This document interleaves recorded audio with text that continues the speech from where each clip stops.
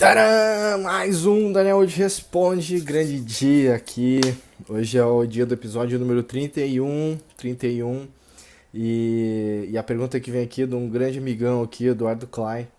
E o Klein, ele me traz uma pergunta falando sobre PNL, né? Ele fala aqui que quer entender, ou quer que eu fale um pouco sobre quais são os caminhos para quem quer começar a explorar a PNL. Eu vou te contar um pouquinho da minha história, depois no blog eu vou deixar alguns outros posts ali, né, relacionados ao assunto. Tive palestrando recentemente aí sobre PNL, mas a primeira questão é assim, como é que eu tomei contato, né? A pessoa que me apresentou a PNL pela primeira vez foi numa aula de faculdade, era alguma coisa ligada à matemática e eu tinha um professor, o Bertilo. Quem estudou comigo de repente lembra de todo o nome, onde é que ele está, etc. Mas é, ele trouxe na sala de aula lá uma história sobre a posição dos olhos.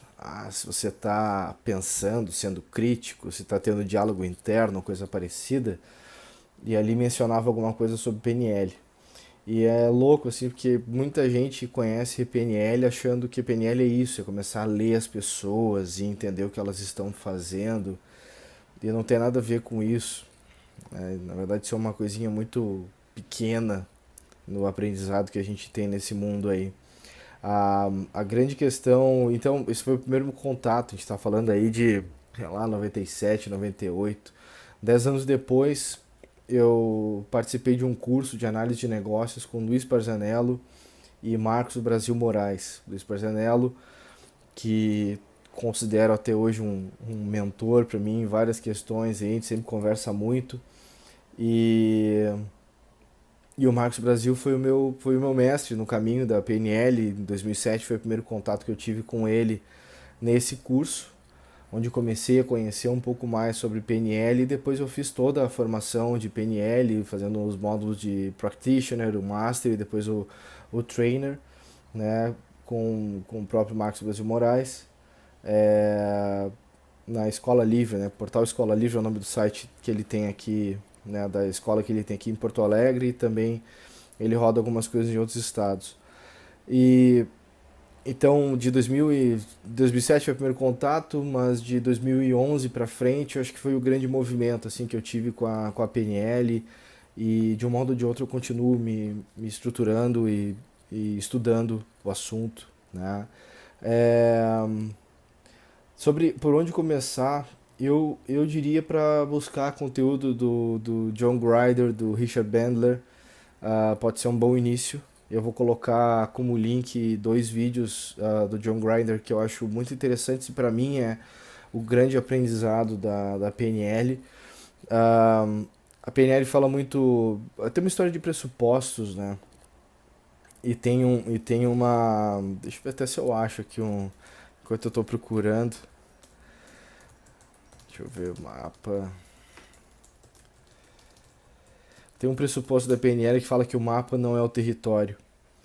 E E esse lance do mapa não é o território tem uma grande questão que é a gente mapeia o mundo na nossa cabeça, mas não é o mundo que a gente vive depois. Então a gente acredita em certas coisas que não se refletem lá quando a gente está de verdade, né, no mundo. Esse é um dos pressupostos da PNL. Então o John Connor ele fala: nossos mapas mentais do mundo não são o mundo. Reagimos aos nossos mapas em vez de reagir diretamente ao mundo. Mapas mentais, especialmente sensações e interpretações, podem ser atualizados com mais facilidade do que se pode mudar o mundo.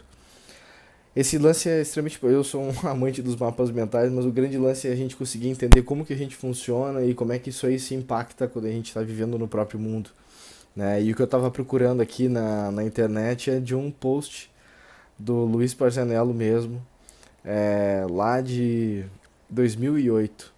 Então também vou colocar esse link aqui para ele, e já é uma fonte para até nessa questão de análise de negócios, por exemplo, né, que é um lance que o Luiz sempre está bastante envolvido, né? E então eu diria começar com John Grinder, né, Richard Bandler. são caras, assim, muito interessantes, assim. Quando eu comecei a aprender PNL, o que eu mais percebi, né, nesse processo foi uma coisa de começar a sair do piloto automático. Para mim, o grande aprendizado da PNL foi o sair do piloto automático.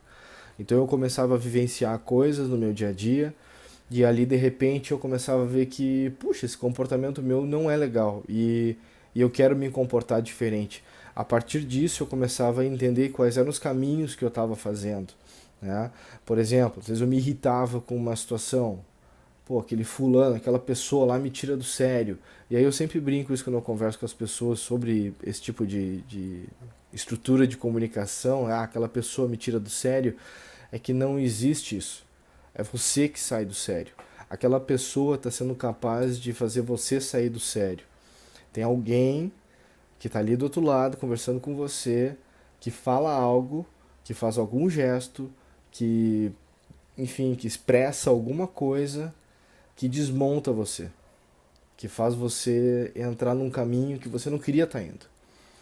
E, e a estrutura de funcionamento da PNL ajuda, né, as diferentes técnicas e todo o aprendizado que a gente vai tendo, e principalmente na questão de modelagem, que para mim é o grande top assim da coisa, é a gente começar a entender que eu posso aprender comportamento das outras pessoas simplesmente tentando entender como é que elas fazem aquilo, como é que elas estruturam aquilo ali e tal. Eu já falei em algum outro vídeo meu, alguma estrutura de texto, enfim, é, que quando eu palestro, uma das pessoas que sempre está ali palestrando comigo é um cara chamado Renato Quedas. O Renato é um cara que, na minha evolução técnica, foi sempre uma pessoa presente e era um cara que, quando eu via palestrando, eu dizia assim: ó, esse cara, ele sabe o que está fazendo. Ele tinha uma estrutura de falar, um jeito de se comunicar, um jeito de interagir com a plateia, que muitas vezes eu me pego fazendo alguma frase, algum jeito de funcionar que me remete para ele.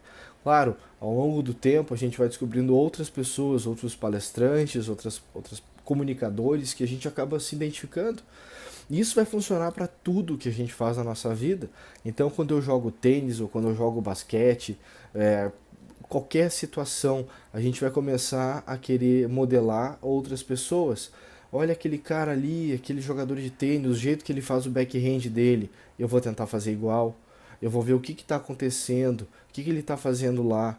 Então, essa busca por sensações e por esses comportamentos, isso para mim acaba sendo a grande descoberta da PNL. Então, tem um lance assim que às vezes quando a gente está estudando PNL, perguntam: por que você quer aprender PNL? Porque eu quero ajudar outras pessoas. A gente vai aprender PNL para nos ajudar. Essa é a primeira questão, a máscara de oxigênio, cara. Primeiro você vai colocar a sua máscara, depois você vai cuidar de outras pessoas. Então, o grande lance que eu vejo da PNL, desse aprendizado, é buscar isso, é ter esse contato com a parte da modelagem. Tem uma questão toda de técnicas, tem milhares de técnicas que vão ajudar muito, muito, muito, pode ajudar demais. Eu uso muito pouco as técnicas, porque quando eu começo a entrar na estrutura de raciocínio, das chamadas condições de boa forma, quando eu vou estruturar uma meta, eu penso nessas condições de boa forma, posso até comentar um pouquinho sobre elas em sequência. Eu penso sobre, principalmente, né, olhando já um pouquinho de condições de boa forma, mas como é que eu me sinto? Como é que eu me percebo depois que alcançar esse objetivo? Quem já teve treinamento comigo de métodos ágeis vai lembrar que eu faço essa pergunta quando a gente está estruturando uma funcionalidade. Pergunta para o teu cliente, ok, depois que a gente entregar essa funcionalidade, o que acontece? E a partir disso a gente acaba derivando os testes de aceitação, são os critérios de aceitação. É a mesma coisa, a gente vai criar um critério para entender que, ok, eu alcancei isso. Então, se eu estiver praticando esse esporte que eu quero, como é que eu sei que eu estou bom ou não? Porque daqui 6 meses eu vou participar de uma competição e aí eu vou me medir, eu vou entender como é que eu tô, eu vou querer participar de outros movimentos. Então a gente começa a olhar o nosso jeito de funcionar, né, e vai pensando um pouco em cima disso. Quando eu falo de condições de boa forma, tem um lance que é bem interessante assim de pensar. Tem perguntas de precisão também, então quando alguém começa a falar com você, você consegue identificar se aquela pessoa está tendo algum tipo de generalização, está deletando, ou está distorcendo. Então eu começo a fazer perguntas para tentar entrar na linha de raciocínio do que ela está tentando falar e tentar construir também aquela frase. Ah, porque eu nunca consegui fazer tal coisa. Nunca? Nunca mesmo? Né? Você nunca fez nada que te deixou com essa mesma sensação, já fiz, já fez, não é nunca. Então, muitas vezes o resultado do que a gente tem numa comunicação ou numa ação tem a ver com aquilo que a gente sente, aquilo que a gente percebe ao nosso redor. Né? Quando a gente fala de condições de boa forma, então, por exemplo, ter uma meta positiva, o que eu quero alcançar, né, tem que ser positivo. Eu tenho que pensar naquilo que eu quero alcançar e não naquilo que eu não quero. Então, por exemplo, eu tenho uma meta, né, que eu tenho que emagrecer 5 quilos. Eu não posso ficar pensando que eu não quero mais ficar com o peso que eu tenho. Eu tenho que começar a pensar no peso que eu quero ter. Qual o benefício que eu vou ter alcançando isso? Eu vou me tornar mais ágil, eu vou ser capaz de correr mais rápido, eu vou ser capaz de dar menos, né, peso para os meus joelhos, que estão precisando calminha um pouquinho. Então a gente começa a olhar para esse tipo de situação, né? Eu posso descrever o meu objetivo dizendo quando eu alcançar essa minha meta de reduzir esse peso, eu vou estar correndo mais, eu posso estar pulando mais. Então tem coisas que eu começo a buscar para, pô, por que eu quero chegar lá, né? O que isso está me ajudando a querer chegar lá? A outra coisa, e tem a ver um pouco com aquela coisa das metas SMART ou do INVEST, enfim, né, que são siglas que a gente brinca quando vai escrever objetivos também, mas eu começo a pensar qual tamanho tem isso aqui é um ano, é um mês, é possível de se fazer isso, né? Então eu consigo encaixar isso num período e tal. A outra coisa é saber de dependência, depende só de mim ou depende de outros. Se depende só de mim, show de bola, eu vou lá e faço. Agora, se eu dependo de outras pessoas para alcançar um objetivo, qual a chance de realmente a gente conseguir alcançar esse objetivo? Então fica aí um pouco para se pensar a respeito. Uma outra questão, se ela é ecológica, quando eu alcançar esse objetivo, eu vou estar causando mal para alguém? Quem é que vai ser afetado por isso de forma negativa? E aí entra a história do mapa, não é o território. Muitas vezes eu estou pensando em alguma coisa aqui, mas está no meu mapa, não é a realidade. Como é que eu testo isso? Como é que eu tento identificar se aquilo ali ia causar um mal ou não? Então, daqui a pouco eu tenho que olhar as situações e ver como é que eu, como é que eu tomo essa decisão de uma forma mais consistente, né? Então a gente tem uma questão. E uma outra legal também é que, de um modo ou de outro, quando eu alcançar esse meu objetivo, eu tenho que ter os benefícios do comportamento atual. Então eu não posso piorar, né? Eu não posso de algum modo dizer, puxa, agora eu conheço histórias ali, a pessoa parou de fumar, mas engordou, porque ela trocou pelo doce. Então, cara, peraí, será que funcionou mesmo? Então a gente acabou criando um outro problema, ela deixou de fumar, agora está diabética. Então, tem questões para a gente pensar a respeito e ver como é que eu posso alcançar esses objetivos mantendo o que eu já tenho. Eu não posso piorar num outro lado da minha vida, da minha história. Então, aí vem a parte, né, que é interessante, desafiadora de eu conseguir manter tudo isso junto.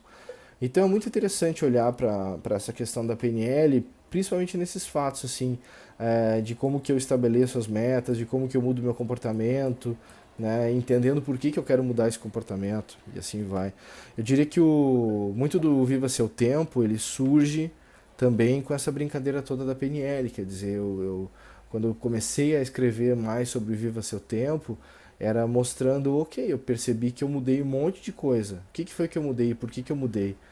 Então, olhando os aspectos, e alguns modelos me ajudaram a entender o que eu estava fazendo. Então, sei lá, quando eu li o livro do Semana de 4 Horas, do Tim Ferriss, por exemplo, que ele começou na história do eliminar, do deal, né? Definir o estilo de vida, eliminar, automatizar e criar liberdade, eu falei, puxa, eu estou fazendo isso. Mas que legal, ele definiu um modelo, ele definiu uma estrutura aqui e tudo mais, e eu vi que, ok, eu consigo viver dentro desse modelo aqui. Então esse processo de modelagem, que de repente foi o que ele fez com ele para definir o deal, e depois esse mesmo tipo de modelo ele fez para os outros livros dele lá, o For Our Chef, For Our Body, e por aí vai. Para mim é o grande lance da PNL essa história de modelagem. Tem um cara que a gente deve conhecer de filme aí, o Jordan Belfort, né, o Lobo de Wall Street. Tem vídeos dele na internet dizendo do estudo dele em cima de PNL para que ele pudesse se modelar para poder ensinar outras pessoas a funcionarem um pouco no lado bom dele, do jeito que ele funciona. Então, essa loucura toda que ele tem de buscar e etc, né? Como é que isso aí acaba acontecendo? Certamente você tem pessoas na sua convivência, autores e tal, palestrantes, que você pensa, puxa, eu quero me comportar um pouco mais como esse cara aí, eu quero ter mais dessa característica dele. Saiba que é possível. Então, essa característica da modelagem, essa prática da modelagem, é o que a gente pode fazer. E nesse caso, a PNL ajuda bastante. Eduardo, muito obrigado pela tua pergunta. Espero ter ajudado. Vou colocar links para outros vídeos aqui nos comentários e também no post lá do meu blog, no danielwitch.com. Assina o canal aqui, mantenha aí atualizado. Toda terça-feira, toda sexta-feira tem um vídeo. Puxa, Daniel, fala sobre tal assunto. É só entrar em contato comigo, assim como o Eduardo fez, como a galera tem feito. Toda sexta-feira eu tô aqui deixando um vídeo para vocês, se alguma pergunta que tá rolando aí para mim, beleza?